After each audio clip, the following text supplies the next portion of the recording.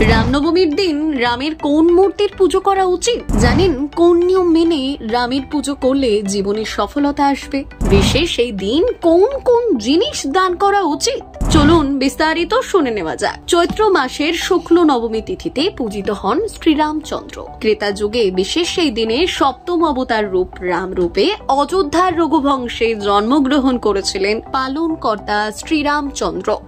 আর সেই কারণেই তো হিন্দু ধর্মীদের কাছে বিশেষ এই দিনটি বেশ গুরুত্বপূর্ণ। জীবনের নানান সমস্যার হাত থেকে মুক্তি পেতে রামনবমী অর্থাৎ শ্রীরামচন্দ্রের জন্মদিনের দিন কম বেশি প্রত্যেক হিন্দুরাই বাড়িতে রামচন্দ্রের মূর্তি স্থাপন করেন। প্রচলিত বিশ্বাস, নিজের ভক্তদের সর্বদা সঠিক পথে পরিচালনা করেন রাম। তার আশীর্বাদে জীবন হয়ে ওঠে সুখময়। এমনকি বিশেষ এই দিন যদি আপনি কিছু নিয়ম মেনে রামের পুজো করতে পারেন তাহলে জীবন একেবারেই বদলে যাবে। রামনবমীতে কিভাবে করবেন রামের পুজো? রামনবমীর বিশেষ তিথিতে রামের আশীর্বাদ পাওয়ার জন্য উপবাস করে রামচরিত মানসের পুজো করুন। একই সঙ্গে ঠাকুর ঘরে রাম দরবার অর্থাৎ রাম, লক্ষ্মণ, সীতা এবং হনুমানের ছবি স্থাপন করুন। লাল রঙের কালি দিয়ে কমপক্ষে 108 বার রাম নাম অথবা সীতারাম লিখুন। বিশেষ এই তিথিতে রাম নামের মালা তৈরি করে বজরংবলীকে পরালে দারুণ সুফল পেতে পারেন। চৈত্র নবরাত্রিতে দুর্গাপুজো করা হয়ে থাকে, তাই অবশ্যই সিদ্ধিদাত্রীর উপাসনা করবেন। কুমারী কন্যাদের ভোজন করান।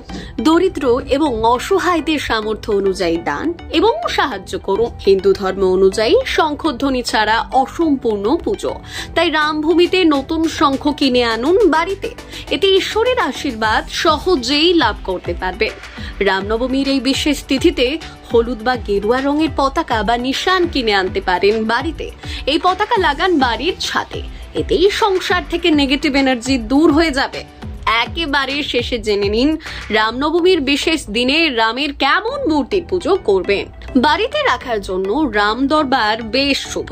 রামের বাঁ পাশে থাকবে সীতা, ডান পাশে ভাই লক্ষ্মণ এবং ভক্ত হনুমান।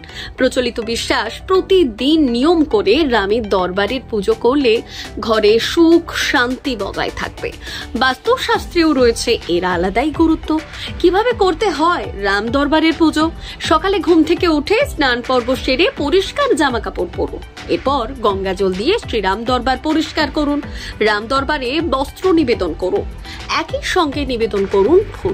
এবার রাম দরবারকে যথাযথভাবে পুজো করবেন। শেষে আরতি এবং প্রসাদ নিবেদন করতে ভুললে চলবে না। ব্যুরো রিপোর্ট, প্রথম বাংলা।